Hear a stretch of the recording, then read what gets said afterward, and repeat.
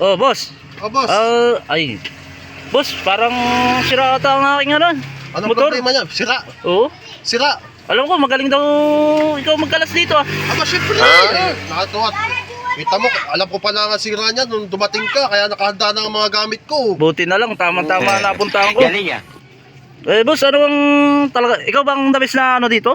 Syempre. Ako ang magaling magkalas dito. Oo. Tapos yan, nakikita mo yan.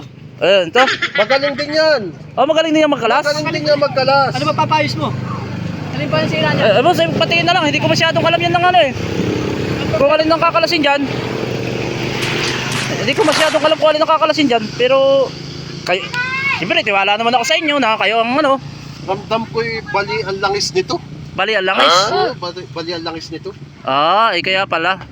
Tapos durog yung mga ano, yung mga gasolina niya, durog.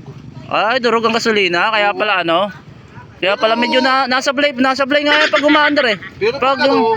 Pero pag ganito mga problema, kayang-kaya namin solusyonan yan. Pero, kaya niyo kalasin. Kaya namin kalasin.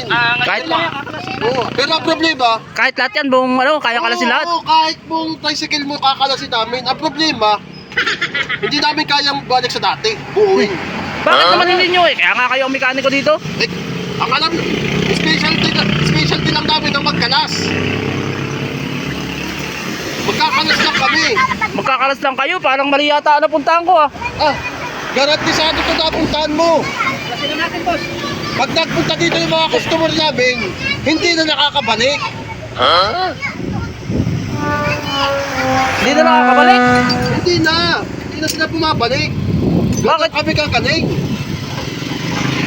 Hindi, ibig sabihin sablay nga. Hindi supply. May mapapakita ko sa'yo dito. Nasaan? Bola lang yan. Parito ka. Nasaan? Nakikita mo tong motor na to. Oh, No. Baka di mo na itatanong, 10 taon na yan dyan. 10 taon na yan dyan. Ginalas namin dyan. Hindi namin nakuha. Hindi ninyo na ibalik. Ay, di mali nga napuntahan ko. Kaya sa sobrang inis ng mayari niyan, hindi na bumalik. Iniwanan na yan. Iniwanan na yan. Grabe. Problema nga namin kung paano ito tatagal dito. Kalat na dito sa aming talir. Papurkilo mo na lang. Ay, hindi pwede. Baka mamaya papurkilo mo rin yung tricycle ko ah. Hindi pwede. Baka bumalik yung mayari, makasuhan pa kami. Yan ang mangyayari sa tricycle mo pag pinagawa mo sa amin. Hindi ka na babalik ulit. Pati gulong kalas. Siyempre, kaya nga doon kami magaling magkalas eh. Grabe naman. Ano, papagawa mo na, nakahanda ng mga gamit oh. Ay, hindi na. Magaling na naman pala kayo magkalas. Para naman pagkakabit. Di naubos yun. Boss, mura lang kami maningil. Mura lang maningil. Kaso, kakalasin naman ninyo lahat. Boss, ang ganda naman ang pagkakadali namin oh. Kalas talaga lahat. Papagawa ka pa ba? Hindi na. Grabe naman kayo. Puro kalas lang kayo. Boss, 1.5 lang sa labor, boss. Kaya nga, kala ko, napuntahan ko yung ano. Dahil ang alam ko din, pagkakalas. Hindi ko rin alam yung pagkakabit. Pala naman napuntahan ko, magkakalas lang din. Ay, pag ganyan ang usapan, ay umalis ka na.